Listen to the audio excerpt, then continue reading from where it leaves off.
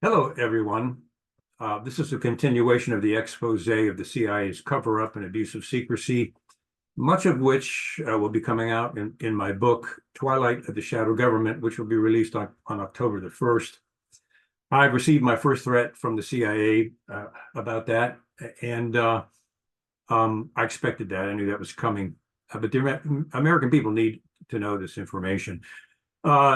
In this program, I want to name some names because I think people need to know. None of these people are undercover. They're all overt. They're all senior management in the CIA, and I'll explain their role in silencing my case of toxic exposure of my family, and then targeting me specifically for revealing the vulnerability that will be discussed in the book, and that has already been approved by the CIA in my previous book, From the Company of Shadows. There's nothing to do about that. Anyway, when all this happened and the CIA refused to come and test our house for toxins, the CIA Office of Medical Services refused to do toxicology tests on my family. And then I was ordered by the chief of base, which I pray someday will reap what he has sown, him and then the following chief of base, his name is Chris. I hope that eventually they get their due. I do believe you reap what you sow, good, bad, or ugly, and so I think that will eventually come back to them, and that's way above my head. What does it say? Vengeance is mine, says the Lord. So it's not my place for vengeance at all. It is my place to reveal the abuse of secrecy, including the domestic spying on Americans by the Central Intelligence Agency. So I took all of my evidence after being ordered not to send it to headquarters or reveal it to anybody, while especially my wife and oldest son and my daughter were desperately ill. I put together a very detailed, fact-based grievance and submitted it through official channels, official grievance channels via the CIA cable system to the grievance office in the CIA. Now, that cable system is tracked, archived. Every cable that has ever been sent or ever will be sent is stored on the CIA cable system.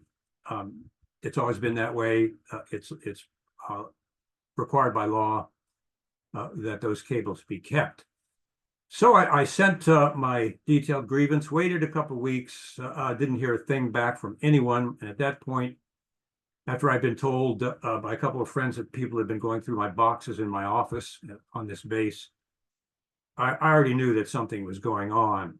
So I never got a response to my official grievance. My contact with the IG, I spoke to a person who gave me a point of contact. It turned out it was a fake name. The person didn't exist, and all my subsequent calls were not returned. So on an official trip up to headquarters, where I was attending a conference, I stopped by and went down into the internal CIA cable processing system office. And I had the clearances, of course. And so I met a fellow named Doug, who was in charge of the cable system and was an expert on that. And I asked Doug if he could track down a cable I had sent, because I had not heard a thing back, and we just wanted to make sure it got through. So Doug did some checking. I sat there and watched him through the entire cable system, and there was no cable there. And Doug's response to me was, I can't believe this. The cable is not there. I have never seen this in my entire career, that a cable disappears from the cable system. He goes, I don't know what is going on here. And I said, thank you, Doug, for checking. I appreciate that. I appreciate the information. And then I went on my way. So it was clear the cover-up had begun way back then and continued to get worse. The targeting of me personally and my family, which probably was their biggest mistake, continued to get worse. And you'll see a lot of these details in the book, Twilight of the Shadow Government, coming up, where I just expose all of this, because I think it's time.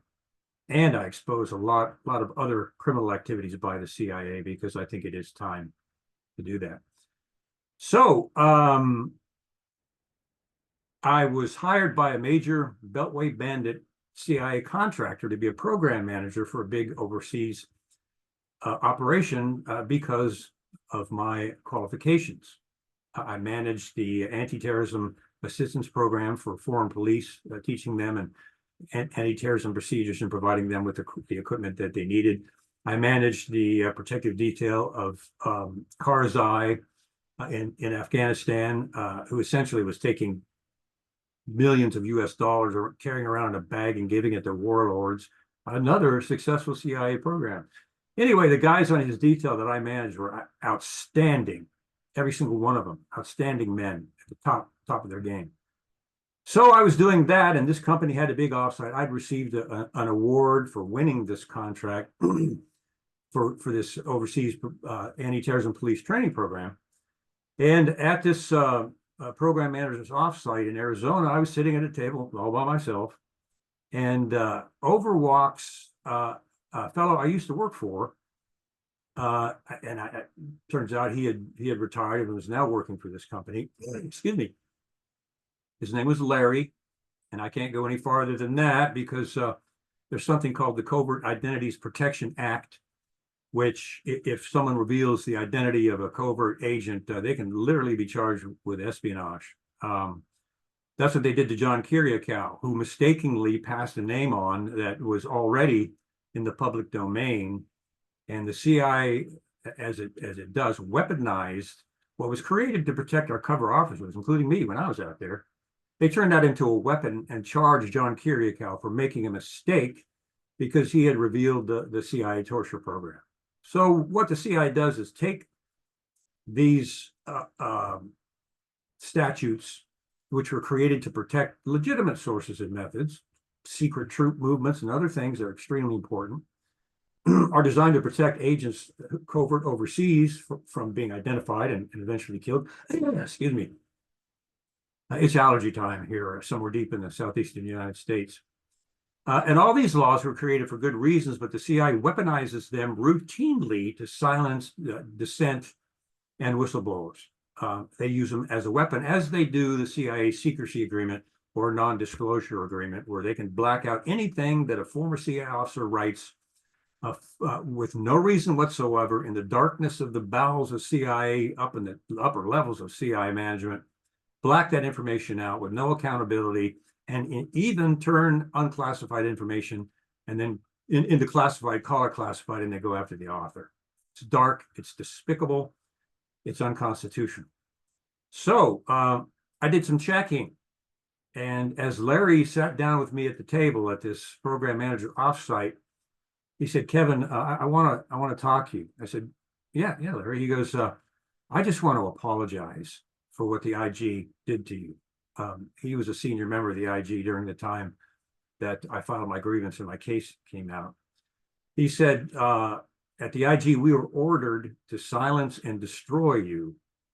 And the reason is because the CIA was so afraid of what was happening or had happened, had been done on this base, that they were ordered to silence you and stop you from talking." It became clear that order came down from CIA Director George Tenet through his executive officer, Alvin Buzzy Krongard, who I talk about in the book. And Krongard had ordered the director of the IG to silence my case. Now, the director of the IG at the time was a woman named Rebecca Donegan. She was IG from January 21st of 2001 to November 14th of 2001. She was the acting inspector general during this time that they were ordered to destroy me. It's peculiar, though, because in November 14th, 2001, she then became the deputy director of the IG, a demotion, and served in that role until January 14th of 2002. It was described as people tried to understand why she spent such a short time there and then was demoted. And it's been described, and I think even Wikipedia says this was an unusual pattern, and no one's been able to provide an explanation for why her change of position and why she was there briefly and then disappeared. She was followed by the new Inspector General, George Clark, from January 14th, 2002 to April 26th, 2002. Right during the time my case was hot, right during the time that I was providing evidence, I had hired my courageous attorney, Clint B. And I hope someday his heroism will be taken note of by people, because he's become a very dear friend, and he had, for lack of a better term, cojones to stand up against the agency, including a yelling match in CIA headquarters where they tried to tell us we couldn't do what we're doing, and others we couldn't sue them. So shout out to Clint. George Clark, from January 14, 2002 to April 26, 2002. I resigned after I had hired Clint as my attorney. I gave him 30 days notice. I resigned from the CIA in March of 2002 to fight the battle from the outside. They were bugging my computers. At that point, I transitioned into another assignment as a polygraph examiner, and forgive me for that one. I got awards for doing it, but I despised the job. I'd rather put people together than take them apart. Anyway, I got an award for uncovering an espionage case, but doing that sort of thing was not my cup of tea. And so I resigned from the position in March of 2002, just after Donegan stepped down and George Clark took over, and was only there until April 26th of 2002. Major turnover within the CIIG. Why? Why is that? Well, I think we know why. They had been ordered by Alvin Buzzy Krongard and George Tenet to destroy me, target me, and silence my case. And I'm sure it's possible some in the IG, like Larry, it hurt their conscience that they were doing such a thing, because I was a high-level, top-performing officer. I think it bothered their conscience that they were doing that to me, and there was a turnover until they found the person that would carry through on the targeting, and that looks like it was Rebecca Donegan who did this. And I think people need to know that the CIIG is unlike the Department of State IG. The CIIG is used when necessary as a weapon by the director of the CIA against whistleblowers. I just want that to be known publicly, and how that happened. So that's what happened with the grievance as things started. And then, of course, I go into more detail in the book regarding the break-ins and the followings and all the other things. And I am exposing the corruption of the CIA and its gross abuse of secrecy, and I'm demanding reform of the CIA so they will be stopped and prevented from destroying anyone who speaks out against them. As I mentioned in the last program, the director of the CIA threatened Tucker Carlson and told him not to talk about the things he was talking about on his program. Tucker does not threaten easily. A good friend of mine who's a well-known author was doing politics and a program on politics and in regards to faith, for people of faith. Two government men in suits showed up to his door and told him if he didn't stop getting into politics, that he would be arrested. And he told me he's terrified. He won't speak out anymore because he's terrified of him. That is my exact point, people, and that's why I'm doing this. The CIA has such a grip of fear on the American people and Congress that they're getting away with all this. And the minute that we do not fear them and we stand up against them and we expose them is the minute we start dismantling their wicked power of secrecy. One of my favorite quotes attributed to Thomas Jefferson is, when people fear their government, there is tyranny. When the government fears the people, there is liberty. Until next time.